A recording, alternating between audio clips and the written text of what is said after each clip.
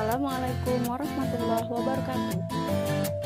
Izinkan saya menyampaikan koneksi antar materi modul 2.3 coaching.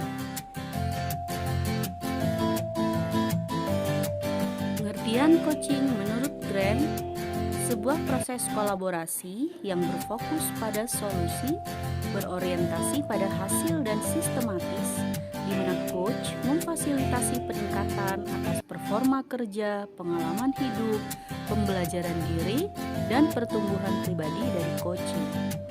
Sedangkan menurut Whitmore, kunci pembuka potensi seseorang untuk memaksimalkan kinerjanya. Coaching lebih kepada membantu seseorang untuk belajar daripada mengajarinya. Paradigma pendampingan coaching sistem AMO. Ki Hajar Dewantara menekankan bahwa tujuan pendidikan itu menuntun tumbuhnya kodrat anak. Sehingga keterampilan coaching perlu dimiliki para pendidik untuk menuntun segala kekuatan kodrat agar mencapai keselamatan dan kebahagiaan sebagai manusia maupun anggota masyarakat. Dalam proses coaching, murid diberi kebebasan, namun pendidik sebagai pamong dalam memberi tuntunan dan memberdayakan potensi yang ada, agar murid tidak kehilangan arah dan membahayakan dirinya.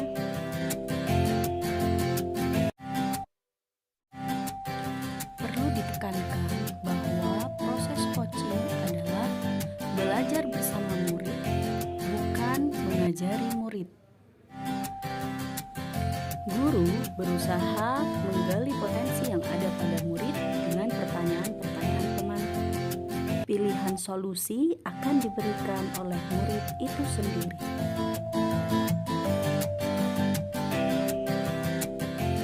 Tiga makna coaching menurut Pramudianto. Yang pertama, kemitraan. Hubungan coach atau guru dan coachee atau murid adalah hubungan kemitraan yang setara.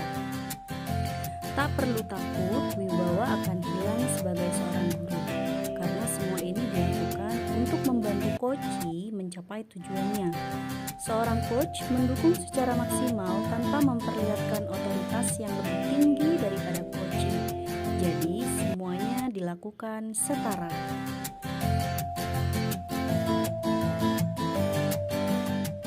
Yang kedua, memberdayakan.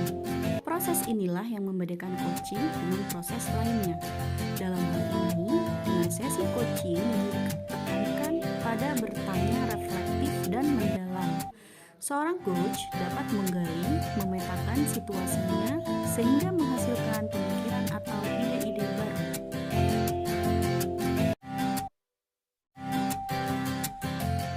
Ketiga adalah optimalisasi. Selain menemukan jawaban sendiri, seorang coach akan berupaya memastikan jawaban yang didapat oleh coachee diterapkan dalam aksi nyata sehingga potensi coachee berkembang.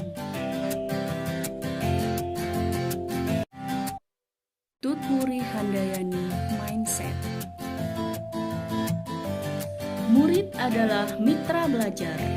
Dalam proses coaching, keduanya memiliki kesepemahaman yang sama tentang belajar.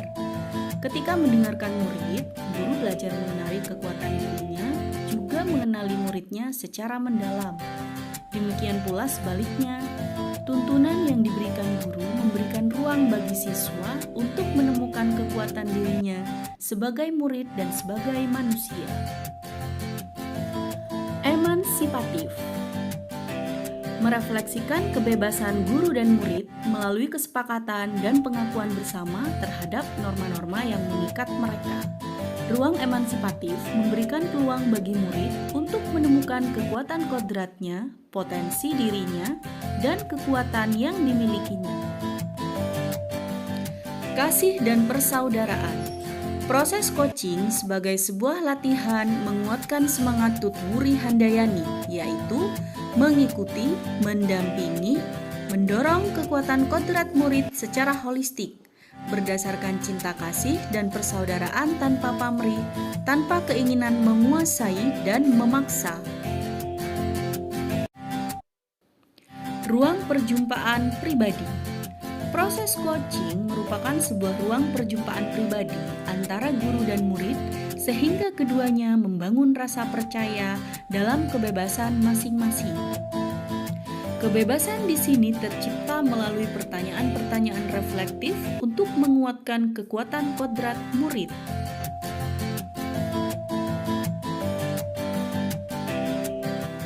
Untuk memperdalam pemahaman, mari kita pahami bersama perbedaan coaching, konseling, dan mentoring.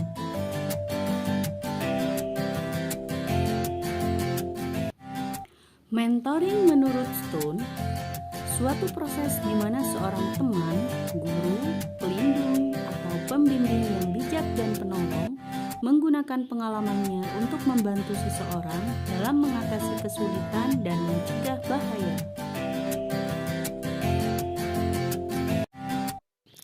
Sedangkan konseling menurut Gibson dan Michelle adalah hubungan bantuan antara konselor dan klien yang difokuskan pada pertumbuhan pribadi dan penyesuaian diri serta pemecahan masalah dan pengambilan keputusan.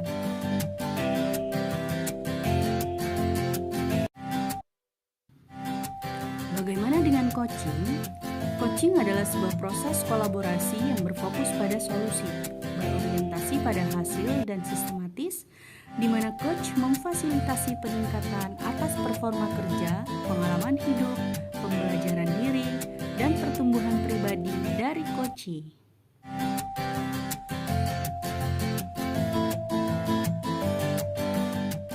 Ada 4 aspek berkomunikasi yang diperlukan untuk mendukung coaching. Yang pertama, komunikasi asertif. Seorang coach harus mampu memahami perasaan coachee, sehingga komunikasi yang dilakukan bukan untuk mencari benar dan salah, tetapi untuk menggali potensi yang ada pada coachee. Pendengar aktif. Seorang pendengar yang aktif hanya akan fokus pada apa yang disampaikan oleh coachee, tanpa akan terganggu dengan kondisi di sekitarnya. Kemudian, bertanya efektif. Bertanya efektif di sini adalah pertanyaan-pertanyaan pemantik yang akan menggali potensi yang dimiliki oleh coachee sehingga muncul beberapa pilihan solusi dari tujuan yang ingin dicapai oleh coachee. Umpan balik positif. Di sini, seorang coach akan memberikan umpan balik sebagai salah satu motivasi.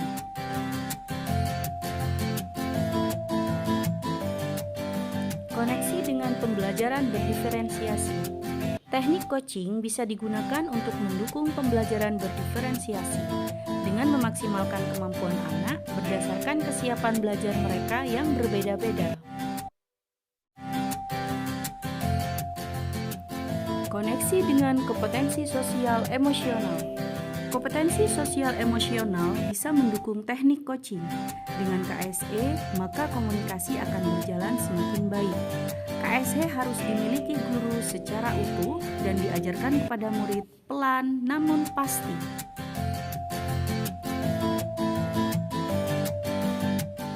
Demikian yang dapat saya sampaikan. Semangat tergerak, bergerak, menggerakkan. Guru bergerak, Indonesia maju.